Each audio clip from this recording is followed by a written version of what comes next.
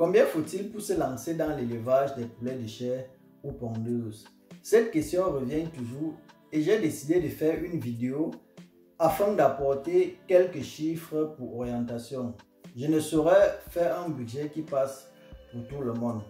Je sais que c'est très important d'avoir les chiffres, mais tu devrais savoir qu'en business, ce n'est pas toujours le montant du capital qui compte, plutôt les stratégies à mettre en œuvre. Donc, ne reste pas bloqué par l'attente d'un gros capital. Il faut commencer avec les moyens de bord, comme on dit chez moi. Une chose est certaine, si tu vises gros, tu dois investir gros. Et le budget dépend de plusieurs facteurs. Et c'est aussi par niveau. Chacun le définit selon sa force de frappe. Je ne suis pas de ceux qui pensent qu'en investissant 1 million de CFA, on devient milliardaire 5 ans plus tard. C'est vrai qu'il faut être milliardaire dans la tête, mais la réalité se concrétise en beaucoup d'années. On a l'habitude d'envier les gens qui sont dans un domaine depuis 25 ou 30 ans. Ou bien les vidéos des gens qui deviennent milliardaires après un claquement de doigts. Il est aussi évident qu'en investissant plusieurs centaines de millions de CFA, on peut devenir milliardaire quelques années plus tard. Je vais parler de l'investissement des tout petits, pour ne pas dire des débrouillards. Parce qu'en réalité, on parle ici du budget d'un simple éleveur, c'est-à-dire celui qui dépend encore d'autres acteurs, comme producteurs de poussins et d'aliments. Si tu veux être dépendant, il faut employer les moyens plus consistants.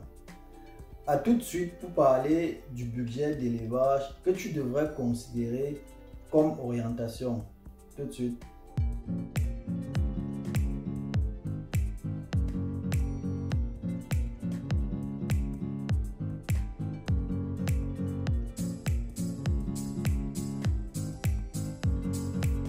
Salut, j'espère que tu vas bien. Moi, c'est Vitris Tafokam. Ici, on parle de ton développement et celui de ton peuple. Si tu es nouveau sur la chaîne, abonne-toi et active la cloche de notification pour les prochaines vidéos. Aujourd'hui, on parle du budget d'un projet d'élevage de la volaille. Pour lancer un projet d'élevage des poulets de chair ou pondeuses, tu dois résoudre 5 équations. La première, c'est l'espace. La deuxième équation, c'est le bâtiment. La troisième, le matériel à utiliser. La quatrième équation, c'est la volaille elle-même, dans notre cas, les poussins. Et la cinquième équation, c'est la production, pour ne pas dire la nutrition. Ce sont ces 5 points que je vais essayer de détailler avec des chiffres pour que les uns et les autres puissent s'orienter pour lancer leur projet. Le premier point, c'est l'espace. En ce qui concerne l'espace, on a plusieurs possibilités. En réalité, 3. La première, d'ailleurs la bonne, c'est acheter son espace. La deuxième, c'est utiliser l'espace familial. Et la troisième, c'est louer l'espace chez un particulier. Ceci est aussi valable pour le bâtiment.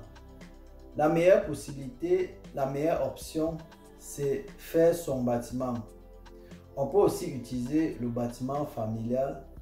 Et la troisième possibilité serait donc de louer un bâtiment chez un particulier. Comme j'ai dit, la première est la meilleure, son espace et son bâtiment. Les deux autres ont des défauts. Premièrement, utiliser l'espace familial et le bâtiment familial, là tu n'as pas d'avenir fixe. On peut dire que travailler sur un site ou dans un bâtiment familial, c'est provisoire parce que rien n'est assuré. Louer l'espace et un bâtiment, généralement les gens laissent leurs espaces vides ou n'exploitent pas leurs espaces juste parce qu'ils n'ont pas d'opportunité. Une fois que la personne aura les opportunités, tu vas juste déguerpir. Et aussi, quand on te donne un bâtiment ou l'espace et tu ne signes même pas de contrat. Même si tu signes les contrats, tu sais bien que chez nous, les contrats, on les rompt aussi facilement. Donc, utiliser l'espace familial ou louer l'espace, ce n'est pas assuré. Là, tu ne peux pas faire un business sérieusement parce que tu joues au lendemain, tu peux quitter les lieux. Concernant le budget, je ne vais pas entrer dans les détails. Pour un espace d'élevage, le mètre carré peut varier entre 100 et 2000 francs. Tout dépend de la localité où on se trouve, de la quantité de terrain qu'on veut avoir. Et aussi pareil pour le bâtiment. J'ai d'ailleurs fait une vidéo sur les coûts du bâtiment. Tout dépend maintenant de quelle grandeur, de quelle dimension, de quelle capacité, quel volume on aimerait produire. Et en ce qui concerne louer un bâtiment avec l'espace, ça peut te coûter entre 50 et 100 000 francs le mois. Et le bâtiment familial te revient, je pense, gratuit, mais avec beaucoup de dangers. Je ne te conseille pas d'investir sur un espace loué ou bien un terrain familial. C'est très risqué. Pour revenir sur le bâtiment, celui qui opte pour le local propre a plusieurs possibilités.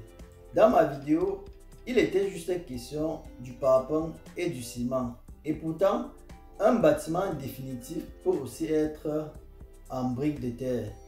Ces maisons en briques de terre durent aussi longtemps que les maisons en parpaing. Ça, c'était aussi une deuxième possibilité. Et le coût des travaux sera aussi moins par rapport à un bâtiment en parpaing. Voilà aussi une bonne option pour ceux qui sont dans les localités où l'accès à la terre est aussi facile. Ou bien dans les lieux où on peut directement acheter les briques en terre ou bien les fabriquer sur place. Mais le problème, c'est que avec les briques en terre, il faut fabriquer et attendre un certain temps avant de les monter. À moins que ce soit les briques en terre cuites qu'on presse et qu'on peut utiliser, les coûts de travaux seront moins par rapport au bâtiment en parpaing. On peut aussi faire un bâtiment en planche. On a l'habitude de dire c'est non définitif. Et pourtant, un bâtiment en planche fait des dizaines d'années. Non définitif ne veut pas dire après quelques 2-3 ans, tu dois refaire le bâtiment. Non. Un bâtiment en planche peut faire des dizaines et des dizaines d'années. Et parlant du budget, pour un bâtiment peut-être de 2000 sujets, en définitive, tu peux prévoir 4 millions. Et pour un bâtiment en planche, tu peux prévoir, avec la même capacité, tu peux prévoir 2,5 millions. Tu vois que le rapport budget est différent. Donc, si les moyens sont serrés, on peut bien opter pour un bâtiment en planche. Après l'équation de l'espace et du bâtiment, on passe à la troisième équation qui est le matériel à utiliser. Le matériel à utiliser ici, c'est l'approvisionnement en eau et les gadgets qu'on utilise dans la production. J'ai d'ailleurs fait une vidéo pour montrer comment un puits bien aménagé peut être moins coûteux par rapport au fourrage qu'on faisait à l'époque. Et pour les gadgets, on a les abreuvoirs, les mangeoires, des lampes chargeables, lampes chauffantes, une brouette, ainsi de suite, ces petits trucs que tu auras besoin pour la production. Pour cette équation, il faut prévoir entre 500 et 800 000. Et enfin, la dernière équation qui est la production. Ici, on a une formule simple qui dit ceci. Pour 500 sujets, tu as besoin d'1 million de CFA. C'est-à-dire, avec 1 million, tu achètes 500 sujets et tu les nourris pendant 45 jours. Tu peux donc faire le rapport. Pour 1000 sujets, tu prévois 2 millions. Pour 2000 sujets, tu prévois 4 millions pour la production. Je ne vais pas entrer dans les détails de mélange d'aliments. C'était ça le budget d'un projet d'élevage de la volaille, fut-il cher ou pondeuse. Ce que tu dois savoir, c'est que les gens investissent des milliards dans l'élevage chez nous. Donc, tes investissements ne sont pas risqués. Tu peux te lancer. Merci de m'avoir suivi. Porte-toi bien et à dimanche prochain. Ciao.